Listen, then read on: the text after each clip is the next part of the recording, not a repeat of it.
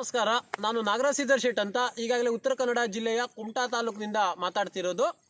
ವಿಷಯ ಏನಂದರೆ, ಈಗಾಗಲೇ ನಾವು ನಮ್ಮ ಏನು ನಮ್ಮ ಭಗವದ್ಗೀತೆಯಲ್ಲಿ ಶ್ರೀಕೃಷ್ಣ ಏನು ಹೇಳಿರ್ತಾನೆ, ನಮ್ಮ ನ್ಯಾಯಬದ್ಧವಾದ ಹೋರಾಟಕ್ಕೆ ಇದೇ ಧರ್ಮ ಬೇಕು, ಇದೇ ಜಾತಿ ಬೇಕು, ಇದೇ ಥರ ವಸ್ತ್ರ ಹಾಕಬೇಕು, ಇದೇ ಥರ ಪೂಜೆ ಮಾಡಬೇಕಾದ್ರೆ ಎಲ್ಲೂ ಉಲ್ಲೇಖ ಮಾಡಿಲ್ಲ. ಆತ ಹೇಳಿರೋದು ಏನಂದರೆ, ನ್ಯಾಯಬದ್ಧವಾದ ಹೋರಾಟ ಯಾರು ಮಾಡ್ತಾರೆ ಅವರು ನನಗೆ ಸೇರ್ತಾರೆ ಅನ್ನುವಂಥದ್ದೇ ಅಷ್ಟನ್ನೇ ಹೇಳಿದ್ದಾನೆ. ಒಳ್ಳೆ ಕರ್ಮ ಮಾಡಿದರೆ ಒಳ್ಳೆ ಫಲವನ್ನು ನಾವು ಕೊಡ್ತೇನೆ ಅನ್ನುವಂಥ ಮಾತನ್ನು ಸಾರಿದ್ದಾನೆ. ಇದು ಏನು, ಕೆಲವೊಂದು ಜನ ಬೇಳೆ ಬೇಯಿಸ್ಕೊಂಬರು ಮತ್ತು ಕೋಮುವಾದಿಗಳು ಕೋಮು ಪ್ರಚೋದನೆ ಹೇಳಿಕೆಯನ್ನು ಕೊಡ್ತಾರಲ್ವ, ಅದು ಯಾರೂ ಕೂಡ ಒಂದು ತಲೆ ತಗೊಳ್ಬಾರ್ದು. ಯಾಕೆ ಕೇಳಿದರೆ ಅದಕ್ಕೆ ಅರ್ಥ ಇಲ್ಲ.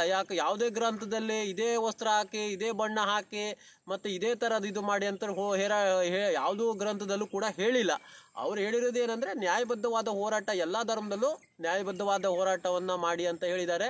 ಮತ್ತು ಮನುಷ್ಯ ಧರ್ಮವನ್ನು ಉಳಿಸಿ ಅಂತಲೇ ಹೇಳಿದ್ದಾರೆ. ಮನುಷ್ಯ ಧರ್ಮವನ್ನು ಇದು ಮಾಡೋಕ್ಕೆ ಎಲ್ಲೂ ಹೋಗಬೇಡಿ ಅನ್ನೋದನ್ನು ಎಲ್ಲ ಗ್ರಂಥದಲ್ಲೂ ಬರೆದಿದ್ದಾರೆ. ಕೆಲವೊಂದು ಏನು ಮಾಡ್ತಾ ಇದ್ದಾರೆ, ನಮ್ಮ ಹಿಂದೂ ಧರ್ಮ ಆಗಿರ್ಬೋದು, ಬಾಕಿ ಮುಸ್ಲಿಂ ಧರ್ಮ ಆಗಿರ್ಬೋದು, ಅವ್ರಿಗೆ ಏನಾಗ್ತಾ ಇದೆ ಅಂದರೆ, ಕೋಮು ಘರ್ಷಣೆಗಳು ನಡೀತಾರೆ. ಅದು ಯಾವುದೇ ರೀತಿ ಪ್ರಯೋಜನಗಳು ಇಲ್ಲ. ಯಾಕಂದರೆ ಕೋಮು ಘರ್ಷಣೆ ನಡೆದರೆ ನಮಗೆ ಹಾನಿ, ಮತ್ತು ನಂಬ್ಕೊಂಡಿರುವಂಥ ಕುಟುಂಬಸ್ಥರಿಗೆ, ಹೆಂಡತಿ ಮಕ್ಕಳಿಗೆ ಅದ್ರ ಕಡೆಗೆ ಹಾನಿ ಆದರೆ ತುಂಬಲಾರದ ನಷ್ಟವನ್ನು ಉಂಟಾಗ್ತದೆ. ಅದಕ್ಕಾಗಿ ನಾನು ಹೇಳ್ತಿರುವಂಥ ಮುಂದಿನ ಪೀಳಿಗೆಯ ಯುವಕರಿಗೆ ಯಾವುದೇ ರೀತಿಯಾದಂಥ ಕೋಮು ಪ್ರಚೋದಿತವಾಗಿರ್ಬೋದು, ಕೋಮು ಆದಂಥ ಮಾಡಿಕೊಂಡು ಯಾವುದೋ ಗಲಾಟೆ ದುಂಬೇಲಿ ಮಾಡಿಕೊಂಡ್ರೆ ಕಾಯ್ದೆ ಕಾನೂನಂತ ಕೋರ್ಟಲ್ಲಿ ಅನಾವಶ್ಯಕ ತಿರುಗಾಡೋದಕ್ಕಿಂತ ಅದೇ ಸಮಯದಲ್ಲಿ ಒಂದು 4 ಜನರ ಒಂದು ಸಾಮಾಜಿಕ ಹೋರಾಟ 4 ಜನರಿಗೆ ಒಂದು ಸಹಾಯ ಮಾಡಿದರೆ ಅದು ಜನರಿಗೆ ಒಂದು ಸಮಾಜಕ್ಕೆ ಮಾದರಿ ಆಗ್ತಿರತ್ತಾವು, ಮತ್ತು 4 ಜನರಿಗೆ ಅನುಕೂಲ ಆಗುವಂತೆ ನಡೆದು ಬಾಳಿದ್ರೆ ಅದು ಒಂದು ಇತಿಹಾಸ ಆಗ್ತದೆ. ತಾವೊಂದು ಇತಿಹಾಸ ಪುರುಷರು, ಒಂದು ದೇವತಾ ಮಾನವರಾಗಿ ಬದುಕೋದನ್ನು ಸಕ್ರಿಯವಾಗಿ ಕಲ್ತ್ಕೊಳ್ಳಿ. ಯಾಕಂದರೆ ಕೋಮು ಪ್ರಚೋದಿತವಾಗಿ ಅದು ಇದು ಮಾಡಿದ್ರೆ, ಸಿಕ್ಕಾಕೊಂಡ್ರೆ ಅದು ಹೆರಿಗೆ ಬೀಳೋದು ಭಾಳ ಕಷ್ಟ. ಈಗ ಕೆಲವೊಂದು ಜನ ನೋಡಿ, ನಮ್ಮ ಹಿಂದೂ ಪರ ಸಂಘಟನೆ ಹೋರಾಟಗಾರರಿಗೆ ಲಾಸ್ಟಿಗೆ ಅವರು ಹಿಂದೂ ಪರ ಹೋರಾಟ ಮಾಡೇ ಕಡೆ ರೌಡಿ ಶೀಟರ್ ಅಂತೆ ಮತ್ತೊಂದಂತೆ ಅವ್ರಿಗೆ ಬಿರುದುಗಳನ್ನು ಕೊಟ್ಟರು.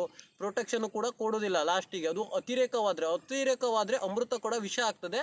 ಅದಕ್ಕೆ ನಾನು ಯುವಕರಲ್ಲಿ ಬೇಡಿಕೊಳ್ಳೋದು ಏನಂದರೆ, ತಮ್ಮ ಒಂದು ಅತ್ಯಮೂಲ್ಯವಾದಂತಹ ಒಂದು ಬದುಕನ್ನು ಹಾಳು ಮಾಡ್ಕೊಳ್ಬೇಡಿ. ಯಾಕೆ ಕೇಳಿದ್ರೆ, ಪಾಪ ಅವ್ರ ತಂದೆ ತಾಯಿರು ಅಷ್ಟು ಕಷ್ಟಪಟ್ಕೊಂಡು 10-20 ವರ್ಷನೋ 30 ವರ್ಷನೋ ಬೆಳೆಸಿರ್ತಾರೆ. ತನ್ನ ಮಗನ ಗಂಡು ಮಕ್ಕಳು ಹುಟ್ಟಿದರೆ ಆ ತಾಯಿಗೆ ಎಷ್ಟು ಆಗುವಂಥ ಸಂತೋಷ ಮತ್ತು ತಂದೆಗೆ ಆಗುವಂಥ ಸಂತೋಷ ಅದು ಹೇಳೋಕ್ಕಾಗೋದಿಲ್ಲ. ಅದಕ್ಕಾಗಿ ಗಂಡು ಮಕ್ಕಳಾಗಿರ್ಬೋದು, ಹೆಣ್ಣು ಮಕ್ಕಳಾಗಿರ್ಬೋದು, ಯಾರೋ ಆದರೂ ಕೂಡ, ಮಕ್ಕಳು ಆದರೂ ಕೂಡ ಅವರಿಗೆ ಮಕ್ಕಳಾದಂಥ ಸಂತೋಷ ಮತ್ತು ಅವ್ರು ಕಟ್ಕೊಂಡಂಥ ಕನಸುಗಳು ಏನಿರ್ತವೆ ಇದನ್ನು ಮಾಡೋಕ್ಕೋಗ್ಬೇಡಿ, ನಿರಾಸೆಯನ್ನು ಮಾಡೋಕ್ಕೋಗ್ಬೇಡಿ ಅವರಿಗೆ.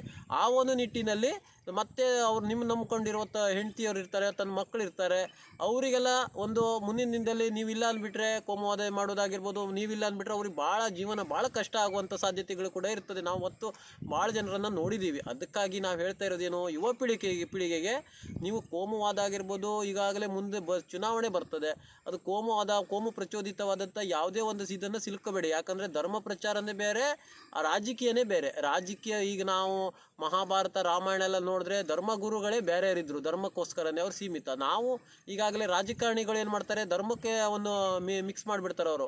ಅದಕ್ಕಾಗಿ ಧರ್ಮನೇ ಬೇರೆ, ರಾಜಕೀಯನೇ ಬೇರೆ. ನಮ್ಮ ಧರ್ಮಕ್ಕೋಸ್ಕರ ಆಯಾ ಧರ್ಮದವ್ರು ಧರ್ಮಗುರುಗಳು ಅನ್ನೋದು ಇರ್ತಾರೆ. ರಾಜಕೀಯ ಅಂದರೆ ಅವರೇನು ಉಚಿತವಾಗಿ ಮಾಡೋದಿಲ್ಲ. ಅವರಿಗೆ ತಿಂಗಳ ಸ್ಯಾಲ್ರಿ ಬರ್ತದೆ, ಅವ್ರು MLA ಆದವರಿಗೆ MP ಆದವರು ಅವರು ಬೇಳೆ ನಿಮ್ಮದನ್ನು ದುರ್ಬಳಕೆ ಮಾಡಿಕೊಂಡು ಅವ್ರು ಬೇಳೆ ಬೇಯಿಸ್ಕೊಳ್ತಾ ಇದ್ದಾರೆ, ಬೆಳೆಸ್ಕೊಳ್ತಾರೆ. ಅದಕ್ಕಾಗಿ ನಮ್ಮ ಧರ್ಮ ಏನು, ನಮ್ಮ ದೇವಸ್ಥಾನದಲ್ಲಿ, ಅವರ ಪಳ್ಳಿಯಲ್ಲಿ, ಅವರ ಚರ್ಚ್ ಮಸೀದಿಗಳಲ್ಲಿ ಆಗಿರ್ಬೋದು ಅಲ್ಲೇ ಇರಬೇಕು. ಯಾಕಂದರೆ ನಾವು ಹೊಡೆದಾಟಕ್ಕೆ ಬರುವಂಥದ್ದಾಗಿರ್ಬೋದು, ವೈಯಕ್ತಿಕ ವಿಷಯಕ್ಕೆ ಬರುವಂಥದ್ದಾಗಿರ್ಬೋದು, ಧರ್ಮದಲ್ಲಿ ಇದು ಬರಬಾರ್ದು ಅನ್ನೋದೇ ನನ್ನ ಆಶಯವಾಗಿದೆ.